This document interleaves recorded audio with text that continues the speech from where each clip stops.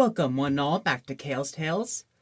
For this one, now Glitch Productions, or the brothers, Kevin and Luke Lerdwigigal, alongside their hardworking team of talented artists, has given us extraordinary stories told through creator/art driven shows. And while Glitch is the mama, yes, and these stories are their babies. We've got a young girl who contains the ability to warp into video games, a woman whose peaceful holiday is interrupted by dangerous monsters, a bunch of little robots that murder each other for some reason. The biggest favorite, a dark comedy about cartoon characters who hate their lives and want to leave. Kind of like the movie employees who are working in a Minecraft movie. And their newborn child project, about an undead family who steal their way into survival after the end of the world. This is the Gaslight District. Created and written and directed by Nick Szopko, who also serves as the pilot's art director, concept artist, voice director, storyboard artist, editor, 2D artist, color grading, modeling, beta director, and texture artist. Credits are there for a reason, you know. Alongside lead animator Kevin Temmer, who is also the lead animator for Digital Circus.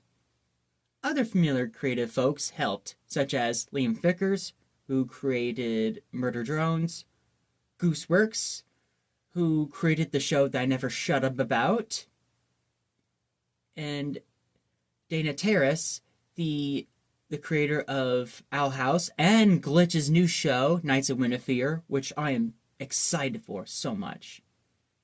Sydney and Louis Szopko, who are clearly family relatives of Nicholas, yes. I just want to make this very important note real quick to the Digital Circus fandom. I know this is a Gaslight District video essay, but it needs to be told. This is how important this is, because I'm changing rooms for this. And the time right now is 2:30 a.m. I just wanted to get this out real quick. To the Digital Circus fandom, please do not spam, bully, or harass Gooseworks or any of the folks working hard at Glitch Productions. They can only do one thing at a time, and they are given the permission to take their time telling their story. Right now, the Gaslight District came out about a week ago, the time this is recorded, and it has been in production for about 2 years, and it shows the animation.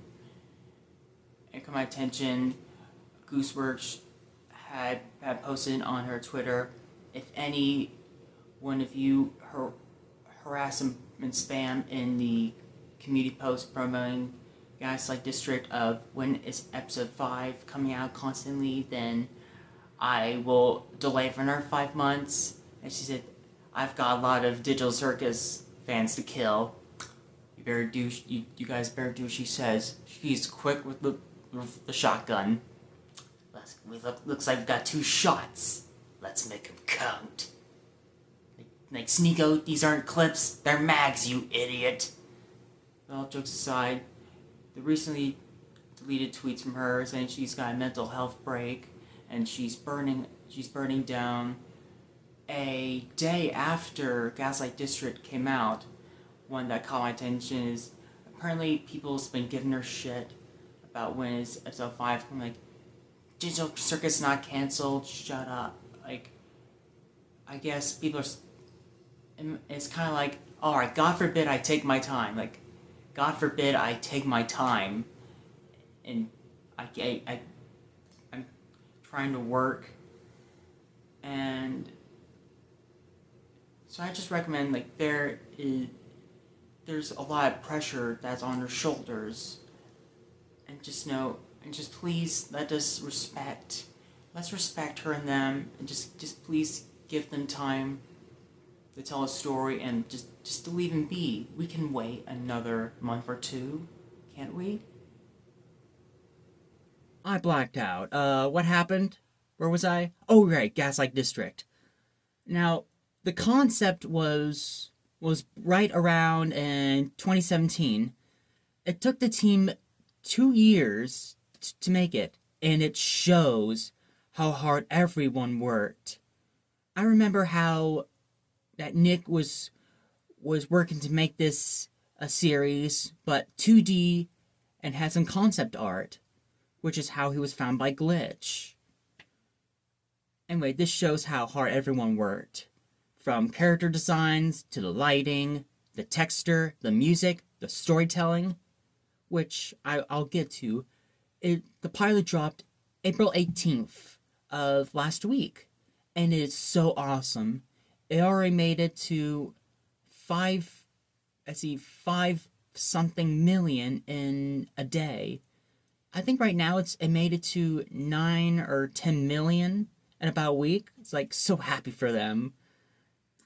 And the animation is extraordinary and easily the best looking animation to date, considering it's made by the Glitch team, of course. The characterization is on point. Every character they're likable with exciting interactions, yes. The writing is solid. The world building has depth with superb voice acting. And there is the audio that was found on Twitter by Allanah Fitzgerald, who's the voice of Mel, and John Whitfield, who they did as Mel and Mud, which was animated by Smiley Face Inc., which link description below if you're interested in seeing that one. I showed my sister this for her 21st birthday. The pilot came out about 5-6 days after her 21st birthday, and had an unopened Moscato bottle of wine it'll be her first legal drink. I had it saved for that special occasion, and so I recorded her reaction to the movie and her opinions of it, what she thought. She and my friend Cody, they both shared the same thing. The animation reminded them of Leica Studios that gave us Coraline, Paranorman, The Box Trolls, and other movies. When I saw the trailer, it reminded me of that movie 9, where, again, an apocalyptic world where it's run by ragdolls, which is peak. Anyway, we all heard that pitch before. The apocalyptic world where humans turn immortal.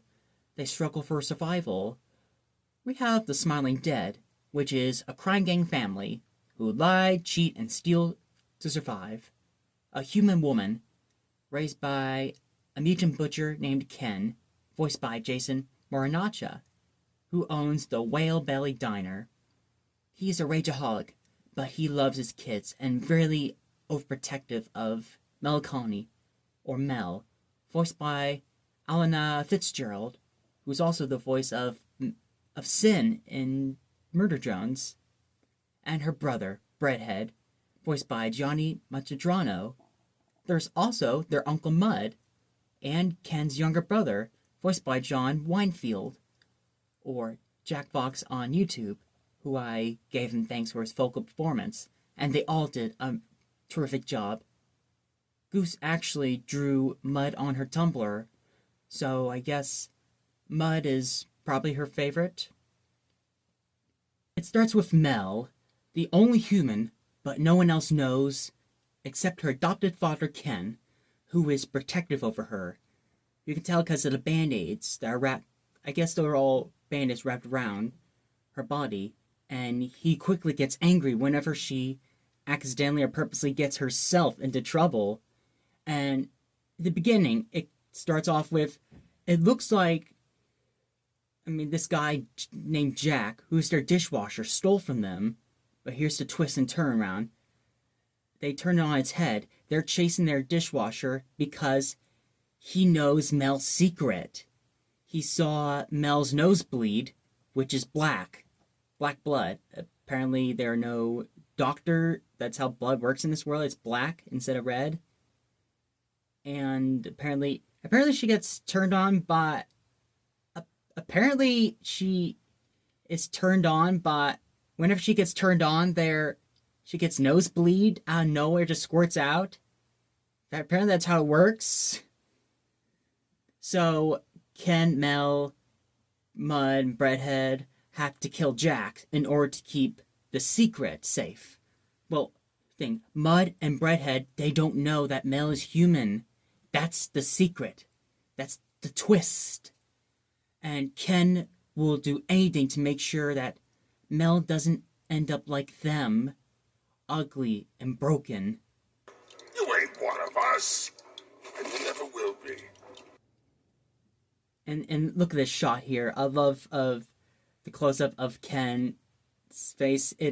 And I know the beautiful gross close-ups that are disgusting and are possibly inspired by Basil Wolverton from Mad Magazine, who also inspired The Marvelous Misadventures of Flapjack and Ren and Stimpy.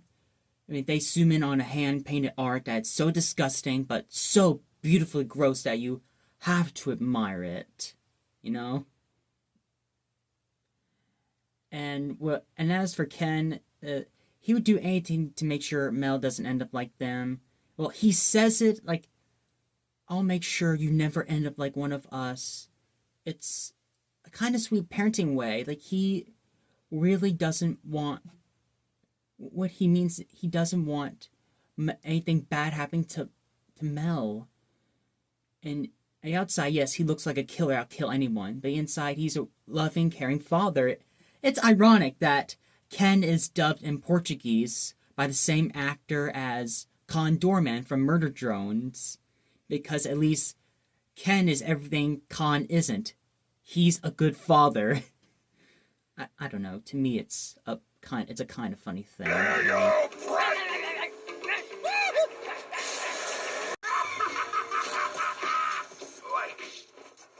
are we hunting Jack? I like Jack. If we get paid, who cares why we do it? Bud and Breadhead both are confused to wait. Why are we hunting Jack again?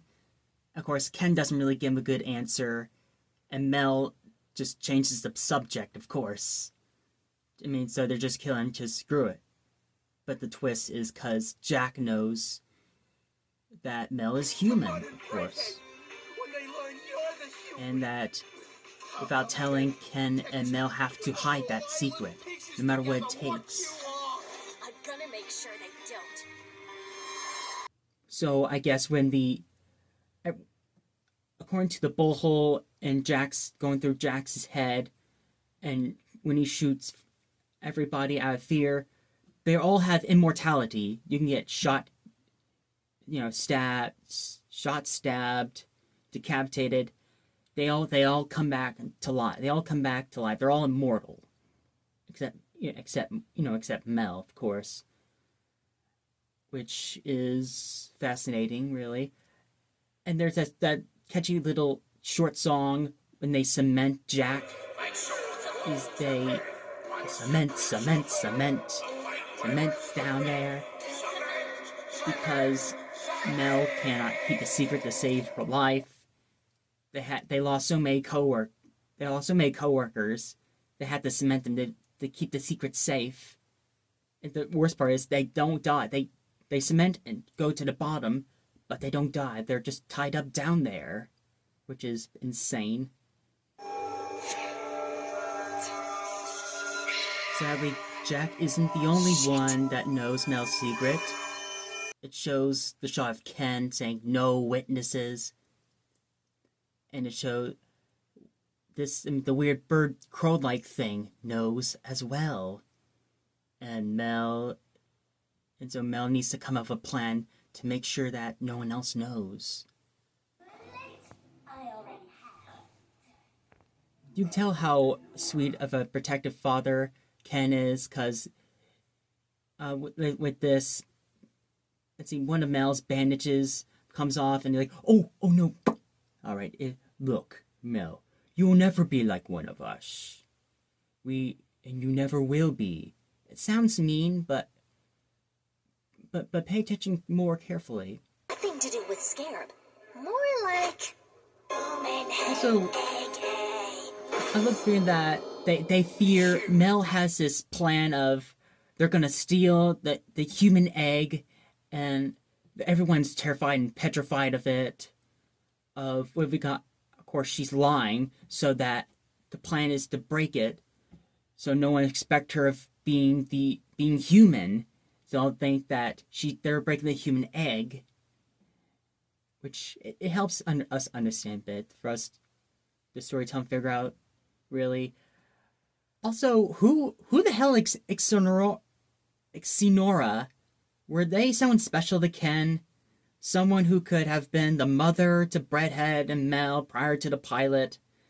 Honestly, Ken has more secrets than a Mr. Beast food product.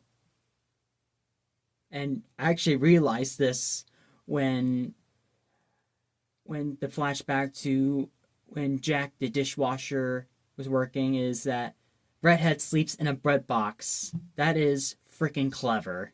Your original limbs, untouched by this putrid... Oh yay. Oh yes, this is... I love the close-up.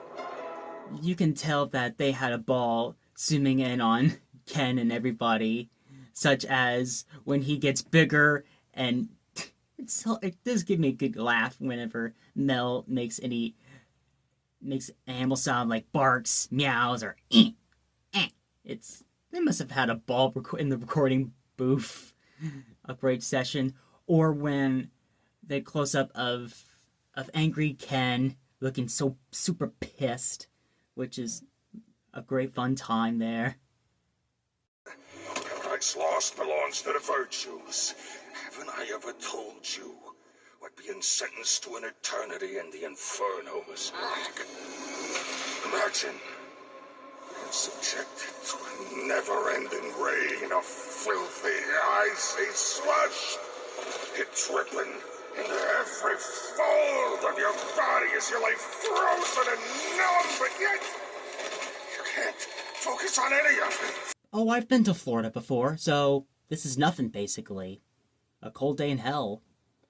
Or more like blistering heat and blinding sunlight.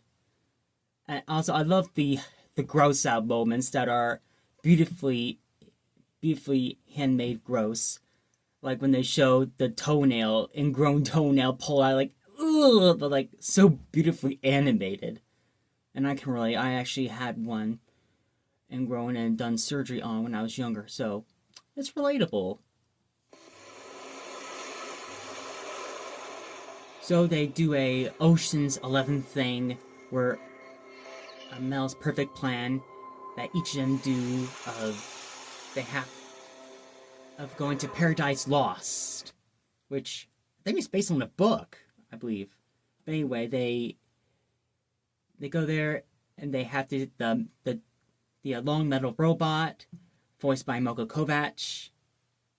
Honestly, if I had a dollar for every time Michael voiced a character for Glitch Productions or any sort of indie animation, I have enough to work for him too. We are pleased, and you are a filthy, rancid rotling. I gotta be frank, gotta be honest. It's brilliant what they do with Breadhead's character design. The fact that each of them have personality, especially because he's a giant piece of mutant bread, can cut his head off. And even his tongue is a piece of bread to lure any sort of prey in. And like, he is probably my favorite character. Also, after a few hours after the pilot came out, when I found out there was merch, I ordered a big Breadhead plush. So please do expect a community post to come of me cuddling a Breadhead plush, and hopefully he won't eat me. Joshua! How long has it been? 4,000 years? Actually, 5,245 years. But who's counting? How's my muddy buddy? I hate you. I'll always hate you. I will never forgive you. Good lord, Mud, what'd he do?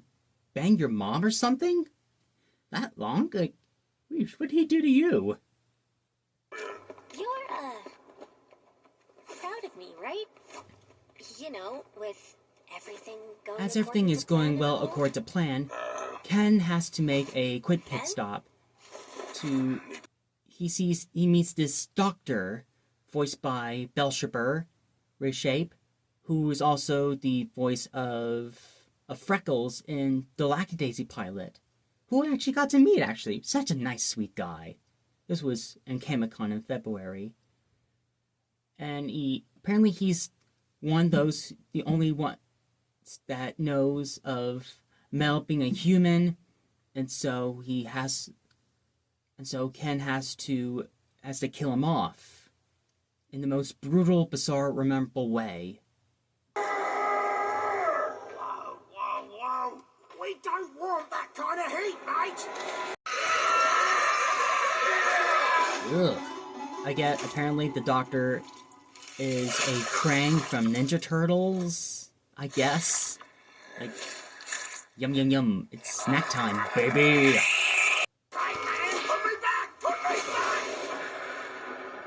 Now everything is about 3 or 4 seconds.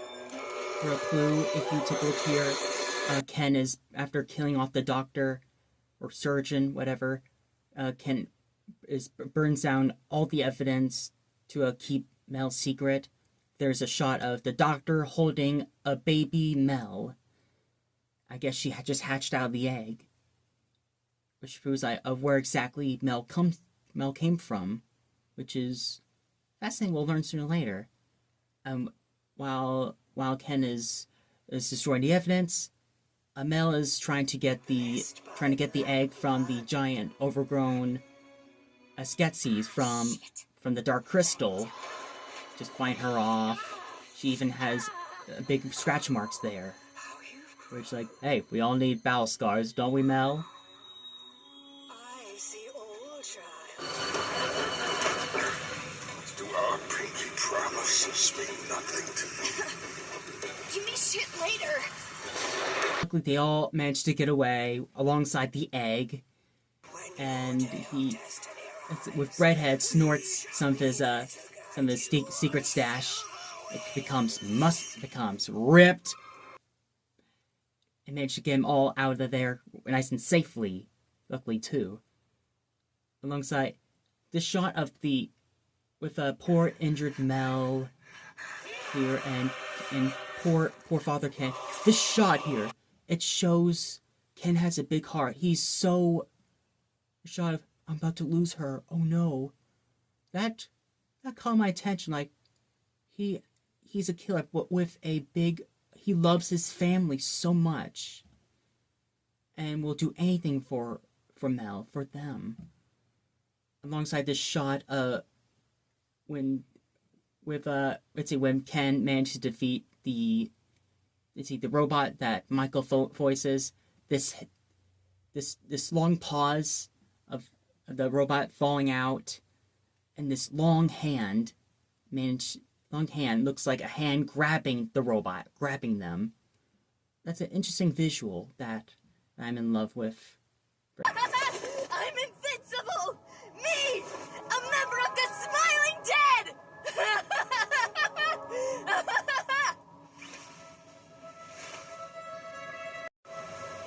I'll make sure you never end up like one of us. Managed to get away, luckily so. And everything looks like it's all according to plan.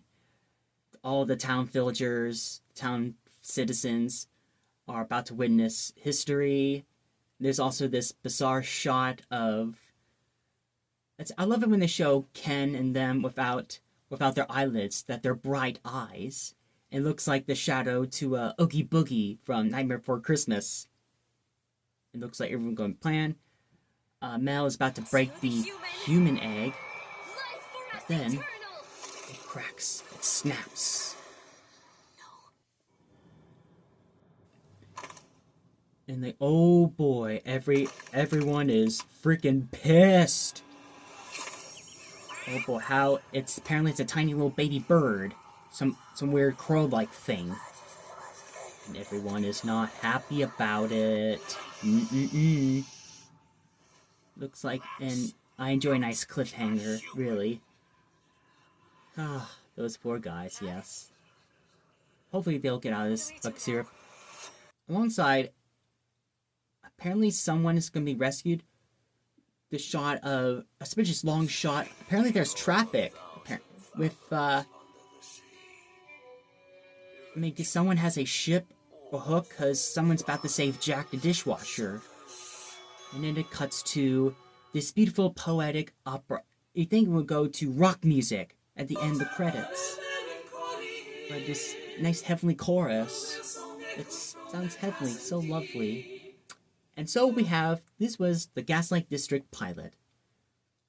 What I enjoyed of every aspect of this pilot, a structured story being told in an insane way.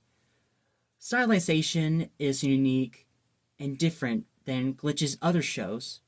It was mentioned that they were pushing themselves with the stylization and attempts at getting it right, which shows. Lots of clean but dramatic lighting and models for the characters. Some of the camera angles gives this idea, like when it pans from the side to the front of the whale belly. Makes me think of the beginning of a cutscene. Glitch is getting better and better with each episode of their series. Like thinking how Murder Drone started versus how it ended, and graphics alone shows how they improved. There's even signs of better quality between episode 1 and 4 of Digital Circus. Intrigued by the soundtrack. That's why I feel intrigued, fascinated. Like the hollow bell sounds in the first half, and then more hopeful light track of the second half that's paired with the violence. Bright, happy music with sad or violent things has got to be my favorite tropes. Sound designs in general, with the whispers and the different sound effects, like the gunshots, punches, and drowning, all went well done. Overall, a testament to the team's skill set, and showing how other example of someone's creativity being highlighted. It's awesome that Glitch is trying to help people have their dreams realized, and helping others showcase their works. Truly a powerhouse of indie animation, and I do recommend the Part-Time Seagull, or Nick Szopko, short. So please go love and subscribe to. Please go watch the pilot, and thank you all for watching.